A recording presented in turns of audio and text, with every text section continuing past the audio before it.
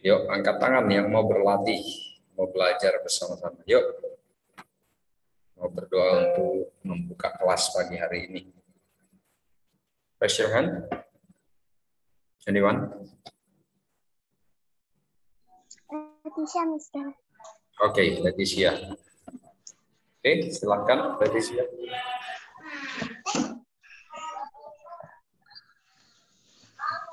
Mari kita berdoa dan kami mau belajar.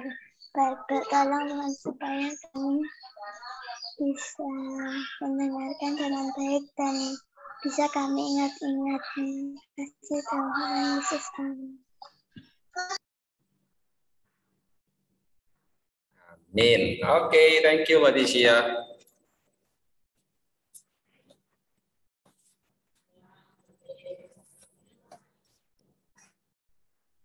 Oke, kita akan memastikan dulu kehadirannya ya. Kita presensi dulu. Alexis. Mana Alexis? Alexis. Yuk, yang belum membuka kameranya ada Clara, ada Alexis, ada ya itu. Ayo dibuka kameranya dulu yuk. Alexis, ayo kita mulai kelasnya Alexis. Mister, Mister, Ya. mau izin pas kamera mau menaik sesuatu soalnya ini agak error gitu loh. Oh, oke. Ya, enggak apa-apa. Ya, Alexis sudah ada ya. Kemudian Andaru. Mister, punyaanku yang satunya itu dimatiin ya Mister, soalnya nggak bisa dengar yang satunya lagi. Oke. Ben Arsa. Ya Mister. Ya. Claire Ansley. Ya Mister. Oke. Claire Coe. Ya Mister. Clara. Clarissa. Ya Mister. Oke. Buka kameranya ya. Felicia. Ya Mister. Freya. Ya Mister. Evander. Ya Mister. Oke. Jasper. Halo Mister, Ya. aku nanti bisa apa? Koneksiku buruk, jadi aku nanti bisa leave atau disconnect. Nanti aku harus join back. Ya, it's okay. Ya. Oke. Joanna. Ya. Ya. Jocelyn. Iya. Julian.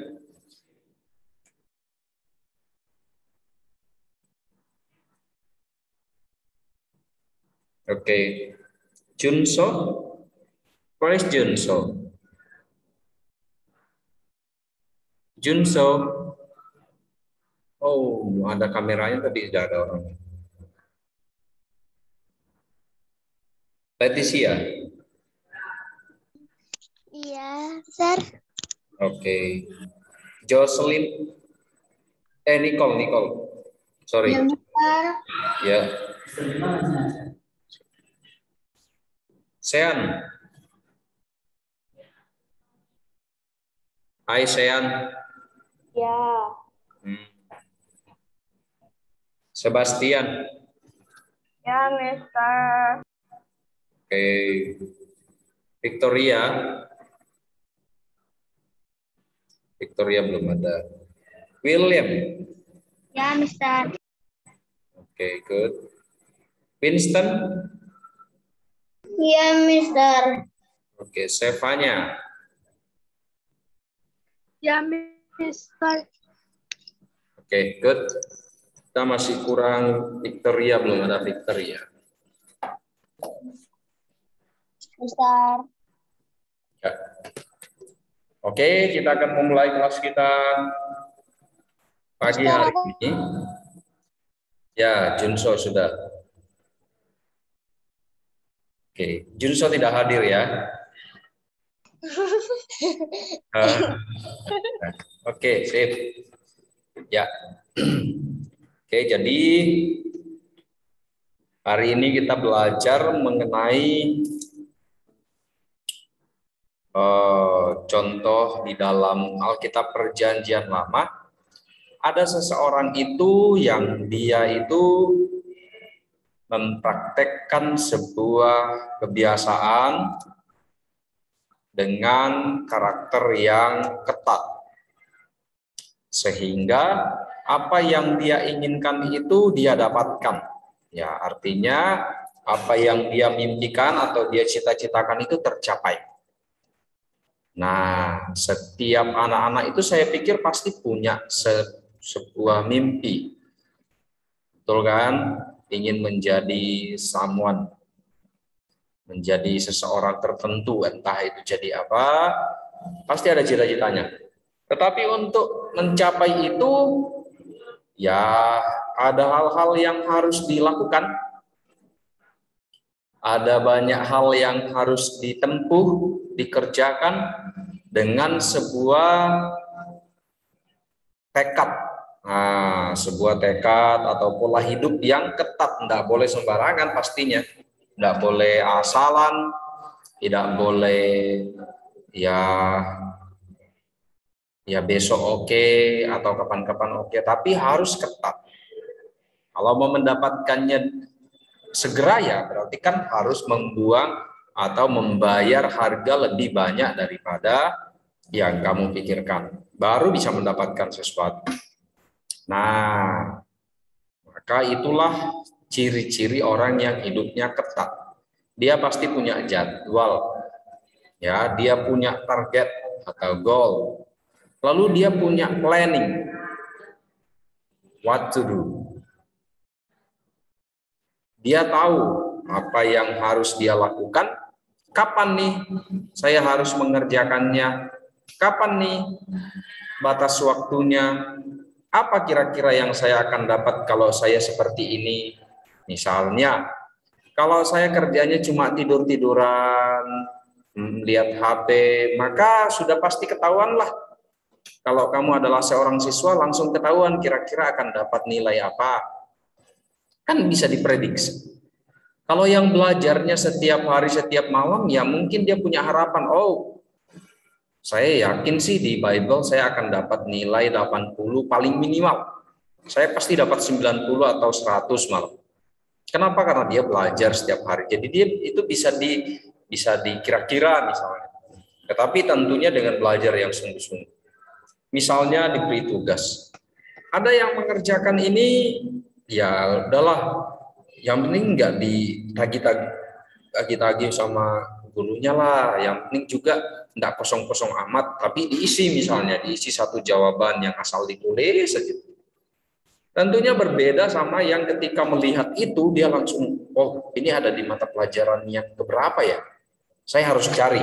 Dia langsung baca materinya, dia lihat PowerPoint-nya, akhirnya dia jawabnya lengkap, dijawab dengan baik. Lalu oh ini ada permintaan apa lagi, oh dia minta contohnya, maka dikerjakan contohnya. Dia tahu, oh untuk 3 soal saya perlu 1 jam karena soalnya lumayan, maka dia akan fokus selama 1 jam. Dia tidak akan mengerjakan yang lain. HP-nya ditaruh, ya permainannya ditaruh dulu, baru dia kerjakan itu.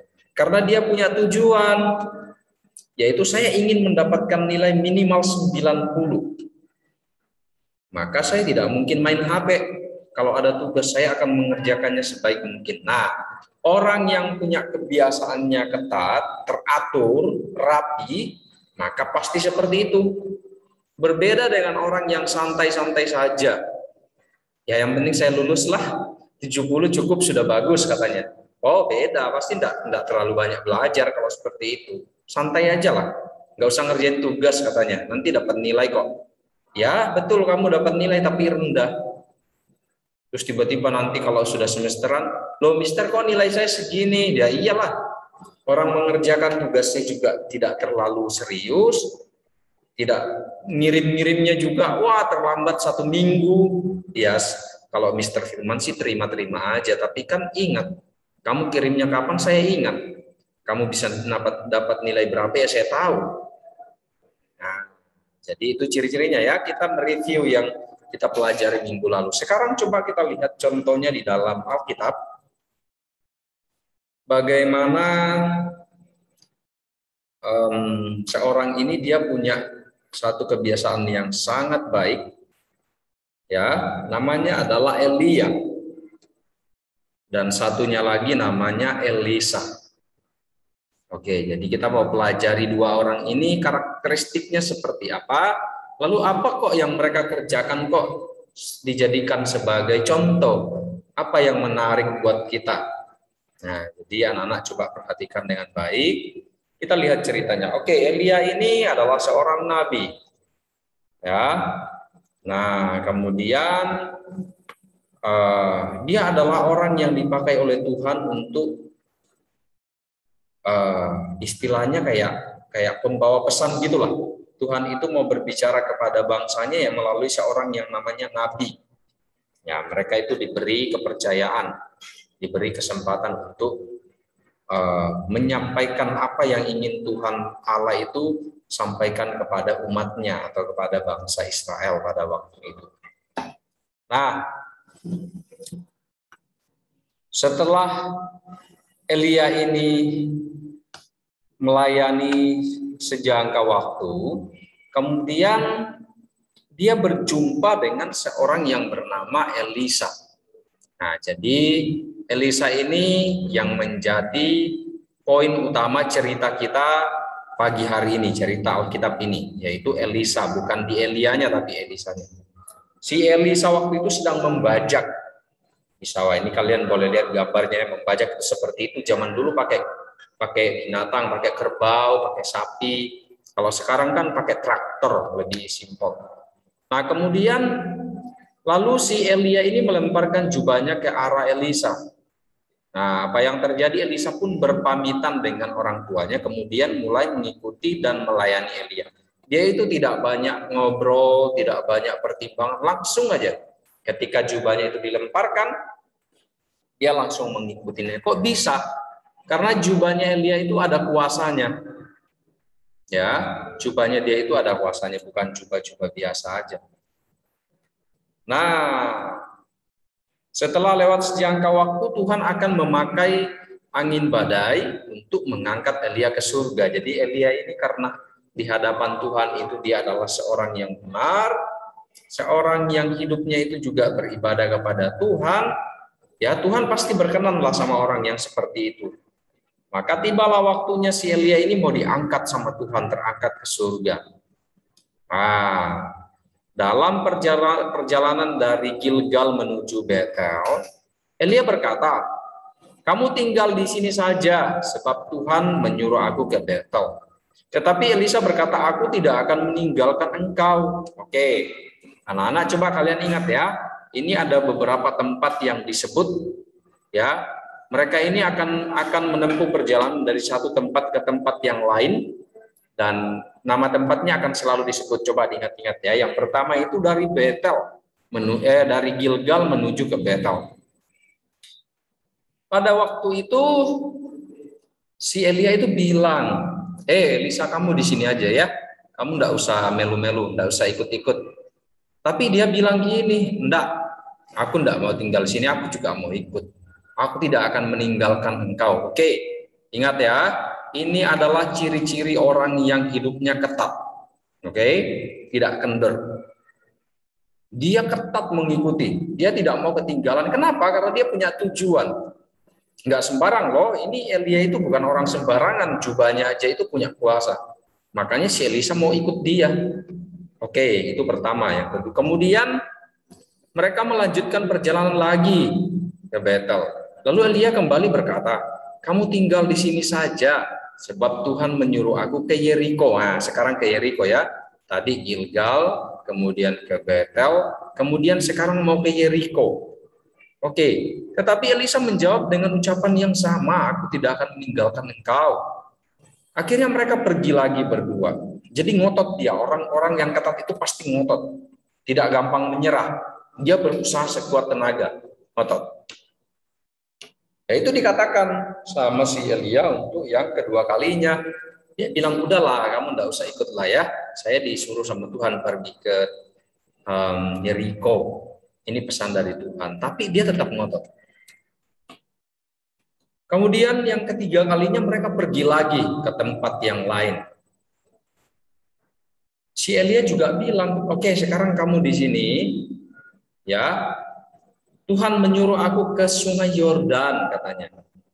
Wah, di bagian yang ketiga ini atau kali yang ketiga ini Elisa pun tidak mau. Dia pun tidak mau meninggalkan Elia. Dia dengan ketat mengikuti. Akhirnya mereka berdua menuju ke Sungai Yordan. Nah, saat akan menyeberangi Sungai Yordan, keduanya berdiri di tepi sungai. Elia menggulung jubahnya dan memukulkannya ke sungai. Air sungai pun terbelah menjadi dua sehingga mereka berjalan di tanah yang kering. Nah, kalian ingat enggak?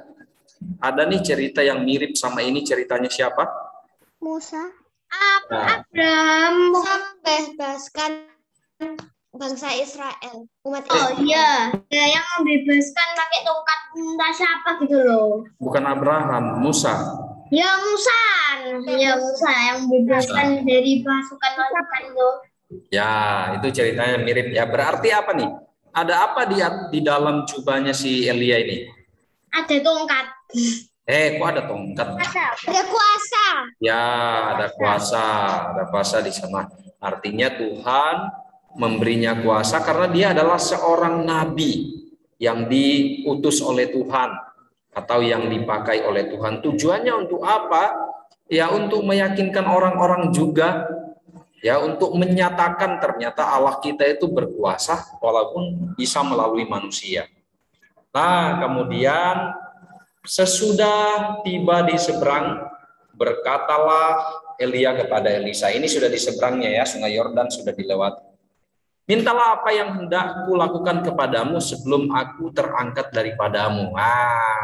Ini nih tiba gilirannya, karena si Elisa ini sudah mengikuti dengan ngotot, akhirnya dapat juga kesempatan. Dia ditanya, kira-kira kamu ini mau apa sih? Kamu sudah mengikuti saya sedemikian itu, apa yang kamu mau? Akhirnya kan ditanya. Jawab Elisa, berikanlah kiranya aku mendapat 2 bagian dari rohmu. Dia minta sesuatu yang luar biasa ternyata, bukan minta uang, bukan minta kekayaan, bukan minta hanya kesehatan, tetapi dia minta 2 bagian dari rohnya si Elia. Lalu berkatalah Elia, yang kau minta itu sukar, katanya. Itu sukar. Tetapi jika engkau dapat melihat aku terangkat, maka terjadilah keinginanmu. Jika engkau tidak melihat, maka tidak akan terjadi. Maksudnya begini, karena Elisa ini minta, saya mau 2 bagian rohmu. Dia bilang, oke, syaratnya adalah kalau pada saat saya terangkat kamu lihat saya, maka kamu pasti dapat. Tapi kalau tidak lihat, tidak dapat. Kita lihat apa yang terjadi. Mereka itu mereka terus berjalan sambil berkata-kata mengobrol nih. Tiba-tiba datanglah kereta berapi dengan kuda berapi memisahkan keduanya. Lalu naiklah Elia ke sorga dalam angin badai. Ketika Elisa melihat itu, maka berteriaklah ia. Kaget dia. Bapakku, kereta Israel dan orang-orangnya yang berkuda. Dia kaget. Demikianlah Elia terangkat, meninggalkan Elisa sendirian di bumi. Elisa dengan ketat mengikuti Elia, akhirnya mendapatkan 2 bagian rohnya. Wah, luar biasa ya. Ya. Itu kayak pernah diceritain pas PPW ya. Iya. Mister Yunan pernah ceritakan. Mister. Syukur itu apa, Mister? Yang Hah? page sebelumnya itu loh. Page sebelumnya yang Yati itu. Apa mana? Iya itu. Sukar itu susah. Sukar itu sama dengan susah. Lebih daripada susah, kayak hampir tidak mungkin dilakukan, sangat susah. Oke. Nah, kalau begitu, kalau si Elisa ini melihat si Elia itu terangkat, berarti apa yang terjadi? Mendapatkan dua bagian rohnya. Ya, dia berarti dapat apa yang dia mau. Itu kira-kira kalau dia berhenti pada saat si Elia melarang dia yang kedua kalinya atau ketiga kalinya, piye? Yang enggak dapat. Dia tidak Yang akan dapat. mendapat. Yang nggak dapat, betul. Artinya apa? Kalau si Elisa itu tidak ngotot, maka tidak mungkin dapat. Pasti kelewat. Dan itu disayangkan sekali.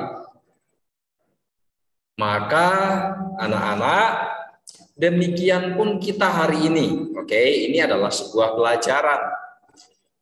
Kita juga harus ketat mengikuti Tuhan. Caranya bagaimana? Tuhan itu anggap saja Tuhan itu kayak yang tadi itu tuh, yang siapa namanya itu? Elia. Ya, yang Elia. Nah, di dalam mengikuti Tuhan itu harus seperti Elisa itu ngotot, tidak kendor. Untuk apa? Mengikuti ajaran sehat dari Alkitab atau melalui membaca firman Tuhan. Juga mengikuti penghidupan gereja atau kita ini adalah anak-anak yang terus beribadah. Ada sekolah minggu ya ikut sekolah minggu. Ya, ada kebaktian untuk anak-anak ya ikut juga. Sama seperti penghidupan gereja yang mula-mula. Kalau zaman dulu itu anak-anak di kitab Kisah Para Rasul itu mereka itu bertekun dalam pengajaran rasul-rasul dan dalam persekutuan mereka itu setiap hari berkumpul. Ini harus jadi pelajaran kita juga ya. Jadi caranya bagaimana kok supaya ketat ini mengikuti Tuhan itu caranya bagaimana? Ada yang tahu nggak caranya? Kalau tadi Elisa kan mengikuti terus tanpa menyerah. Lah kalau kita mengikuti Tuhan itu caranya piye supaya yang disebut dengan ngotot dengan ketat itu piye? Ada yang tahu caranya? Atau ada yang kepikiran, oh kira-kira seperti ini, Mister. Bagaimana? Hai. Anyone? Aku tidak tahu, Mister. Berdasarkan apa yang kalian pikirkan aja, enggak apa-apa. Simple kok. Baca Alkitab. Berdoa setiap hari, setiap waktu, setiap detik. Ya. Mengikuti penghidupan gereja. Yes.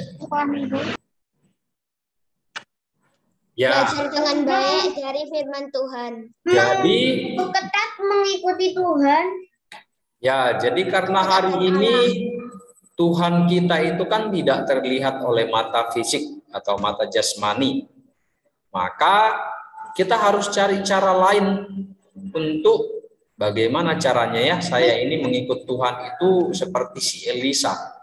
Yaitu dengan hari ini kan ada firman Tuhan atau Alkitab. Alkitab itu sama seperti sebuah buku yang Tuhan tulis yang di dalamnya itu tentang isi hatinya Tuhan. Nah, jadi isinya itu tentang bagaimana Tuhan itu hidup. Dia minta kita membaca itu kayak suratnya untuk kamu itu. Ya, kalau kita baca itu berarti sama dengan kita mengikut dia dengan ketat. Ya, tentunya pembacaannya jangan dibolong-bolong, harus teratur. Ya, sehari misalnya saya cuma bisa baca berapa ayat saja ya enggak apa-apa, asalkan rutin. Dengan begitu ya. Itu jadi tak Mister apa bikin yang katanya Mister membuat jadwal apa? Oh ya, itu nanti itu project. Ya.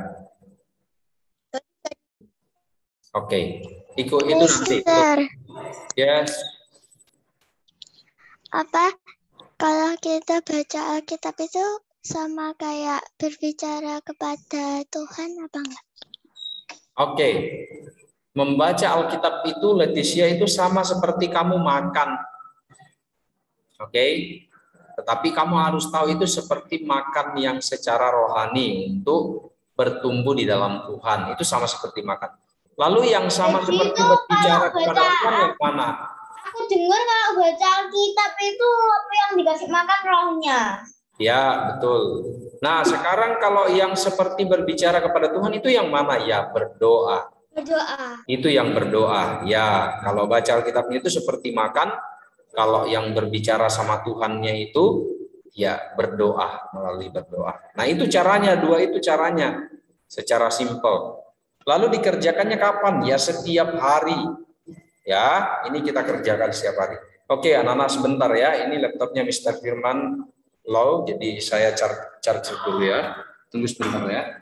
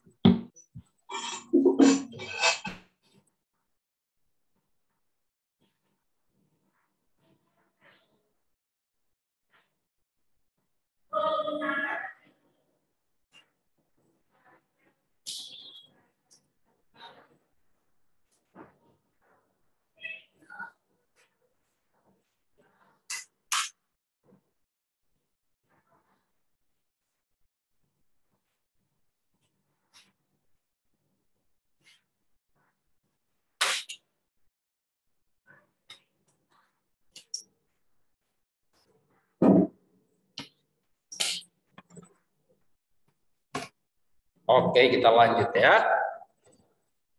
Nah, jadi hari ini pelajaran yang bisa kita pelajari dari Elisa itu adalah sebuah tekad yang kuat, sebuah usaha yang kuat atau yang gigih. Begitupun ketika kalian mengerjakan sesuatu, maka harus ada sesuatu yang mengendalikan. Ya, kalian harus melihat ke depan. Oh, saya mengerjakan ini untuk ini. Untuk ini berarti saya butuh waktu berapa? Saya harus mengeluarkan tenaga seperti apa? Maka tidak boleh asal-asalan. Ketika ada tugas yang diberikan oleh guru, jangan dicuekin, harus diperhatikan dengan baik. Harus dilihat, oh tugas matematika ada 3 soal. Oke. Baterai apa laptopku juga low. Ya, untuk satu soalnya matematika saya butuh waktu paling tidak 15 sampai 20 menit misalnya. Maka harus punya perhitungannya. Oh, berarti kalau untuk 3 soal saya butuh setidaknya 40 menit atau 1 jam. Untuk apa kok harus dibuat seperti itu, Mister? Ya, supaya kamu mengerjakannya itu ketat, supaya kamu mengerjakannya itu pas waktunya, tidak buang-buang waktu. Lalu kenapa kok harus oh, Mister, kenapa harus dijami, harus dikasih jam? Iya, nanti kalau kamu tidak kasih jam, nanti kamu malah main HP di tengah-tengahnya ya. Terus apa yang terjadi? Bisa jadi tugasnya tidak selesai. Bisa jadi juga selesai tapi sebagian, tidak full. Nah, itu tujuannya. Jadi anak-anak mulai hari ini tuh harus bikin perhitungan. Ya, harus belajar menjadwalkan dirinya sendiri. Oh, kapan sih waktunya saya bermain? Ada waktunya, nanti dikasih waktunya juga. Lalu kapan saya harus istirahat atau tidur siang? Oh, dikasih juga. Jangan semuanya tidak punya jadwal lalu rata semuanya main game semuanya akhirnya. Kenapa? Karena tidak punya jadwal yang baik. Bisa, tapi aku tidak pernah tidur siang. Oh, iya, Karena aku tidak suka tidur siang. Oh, oke, it's okay lah kalau memang. Kalau tidak tidur siang ya bisa dipakai untuk hal yang lain. Bisa untuk belajar. Ya itu les. Ya, it's okay. Nah, jadi seperti itu ya. Jadi ada penjadwalan biar anak-anak itu tidak kewalahan. Dan kalau orang yang berlatih karakter ketat itu pasti begitu, teratur. Ya, dia punya jadwal. Karena jadwal ini yang mengarahkan kamu, yang mengendalikan kamu, yang mengontrol kamu. Ya coba Anda ada jadwal. Ya seenaknya nanti nonton, lihat HP-nya itu kebanyakan nanti, terus waktu belajarnya tinggal 30 menit. Ya habis deh, ada banyak tugas, sudah kelewat. Habis itu gilirannya mau belajar, ya sudah ngantuk duluan, sudah capek matanya karena apa? Lihat HP terus, setiap hari lihat HP. Wah, ini karena tidak ada jadwal. Oke, maka ini tidak boleh menjadi kebiasaan kita. Ini kita harus rubah dari sekarang, ya toh. Meskipun kalian sudah diberi HP sama papa mama, tetapi harus digunakan sebaik-baiknya untuk hal-hal yang lebih berguna. Jangan sibuk sendiri dengan HP-nya, di kamar sendiri dengan HP-nya. Ingat, di rumah itu ada papa mama, ada adik atau kakak, ya ajak ngobrol lah. Jangan terlalu sendiri dengan HP-nya. Nanti kalau lama-kelamaan kamu terus sendiri dengan HP-mu, kamu malas bergaul dengan orang lain. Terus lama-kelamaan komunikasinya jelek, tidak baik. Ya, terus menjadi orang yang hidupnya cuma untuk dirinya sendiri. Nah, ini sudah tidak bagus. Oke, sampai di sini ada yang bertanya? Mister, tolong Mister ke slide yang sebelumnya, sebelum yang akhir tadi, Mister. Oke. Di slide-nya Mr. Firman ini kan ada beberapa ayat Alkitab. Silakan anak-anak dicatat ya. Judul-judulnya saja begini dicatat, misalnya 1 Timotius 4 ayat 6, Kisah Para Rasul 2 ayat 42, itu ditulis-tulis saja, terus dibaca setelah itu. Karena ini biasanya saya keluarkan ketika ada DT, ada PTS, ini saya ambil ayat ini. Jadi kalian harus catat. Habis dicatat, dibaca isinya apa ya. Jangan-jangan nanti ditanyakan saya enggak tahu isinya. Merah-merahnya enggak? Ya merah-merahnya enggak usah, enggak apa-apa. Dan berarti kalian tahu pesannya apa? Pesan dari apa? Ini. Tolong yang sebelumnya itu, Mister. Yang ini sudah. Apa ini? Yang itu, ya, bentar. Oh ya, enggak usah dicatat semua, enggak harus ya. Nanti kan PPT-nya saya kirim juga. Yang dicatat itu poin-poin yang sangat penting saja. Karena kalau kamu catat semuanya, waktunya tidak cukup sekarang. Kecuali kamu mau lengkapi nanti setelah saya kirim PPT-nya, ya boleh. Mister, ini PowerPoint ini dikirim nggak, Mister? Iya dong, pasti selalu dikirim. Nanti saya kirimnya agak siang karena setelah ini masih mengajar kelas 1. Oke. Oke. Ini ada ayat Alkitabnya lagi. Ini. Mister, Ini boleh dicatat ini.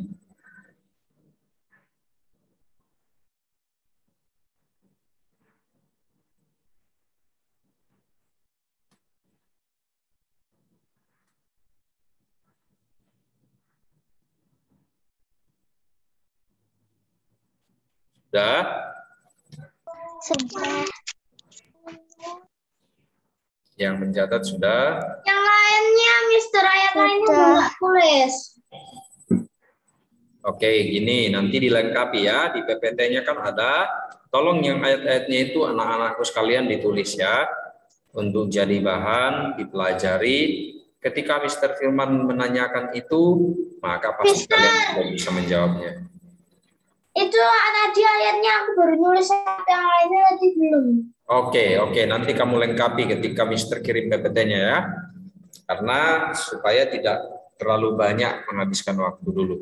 Oke, pelajaran yang pertama adalah belajar teladan Elisa. Dengan tepat memilih Kristus dan gereja sebagai sasaran hidup kita. Kalau Elisa itu sasarannya adalah untuk mendapatkan 2 bagian rohnya Elia, dan itu dia dapatkan karena dia tetap kekeh, dia tetap teguh, ya tidak berubah, dia ketat mengikuti. Kemudian tidak meninggalkan penghidupan gereja. Penghidupan gereja itu maksudnya adalah anak-anak itu kan anak-anak Tuhan, anak-anak Allah. Maka ada yang namanya kehidupan gereja, hidup bersama-sama dengan teman-teman yang lain yang sama-sama percaya Tuhan. Hidup bersama dengan orang tua. Apa yang dilakukan? Yaitu ada doa, ada pembacaan Alkitab, ada ibadah juga. Itu semuanya. Rajin menghadiri ibadah di gereja bersama menikmati Kristus sebagai berkat kita. Nah, ini poinnya ya. Ini pelajaran yang bisa kita pelajari bersama-sama. Oke, sampai di situ apakah ada yang bertanya? Ada yang bertanya?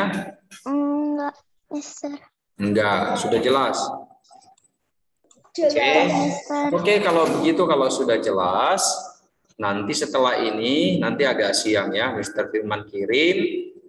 Tugasnya adalah di slide hampir selesai itu, slide berapa ya, sebentar ya. Itu ada tanya jawab, gitu kalian isi ya. Kalian kerjakan tanya jawabnya.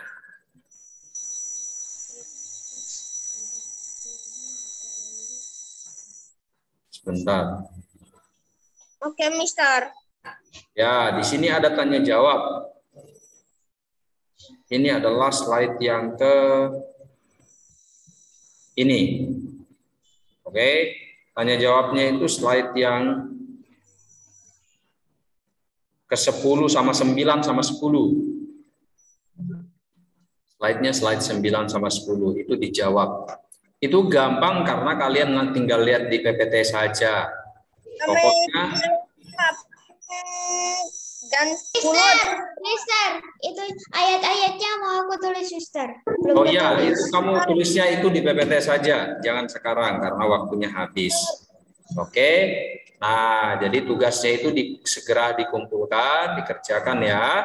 Di bagian terakhirnya. Sampai jam berapa, Mister? Batas Dikumpulkannya adalah batas waktunya itu besok jam 7 malam. Ya, saya kasih waktu sampai besok. Takutnya kalian ada tugas yang lain. Oke, tapi jangan dilupakan, jangan diabaikan, harus dijawab loh ya. Saya tunggu. Bagi yang tidak mengirimkan, ya mohon maaf tidak ada nilai. Untuk yang mengirimkan dengan baik, tepat waktu, nilainya bagus. Oke, begitu ya. Oke deh. Kalau sudah, nanti ayat Alkitab yang di dalam PowerPoint-nya itu dicatat kembali. Lalu setelah itu tugasnya dikerjakan dengan baik. Oke? Oke? Oke. Kalau sudah oke, mari kita tutup kelasnya. Kita berdoa sekali lagi. Yang berdoa adalah Aku, Mister. oh iya, Ivander. Oke, yuk Ivander. Tuhan, terima kasih untuk hari ini. Kami sudah selesai belajar. Berkat kami menjadi anak yang baik. Di dalam nama Tuhan Yesus, saya amin. Amin. Oke, thank you Ivander. Terima kasih anak-anak semua sudah mengikuti kelasnya sampai selesai. Dan semoga ini dipelajari dan dipraktekkan di rumah masing-masing ya. Oke, Tuhan memberkati kalian. Semangat untuk kelas berikutnya. Bye-bye. Bye. Bye.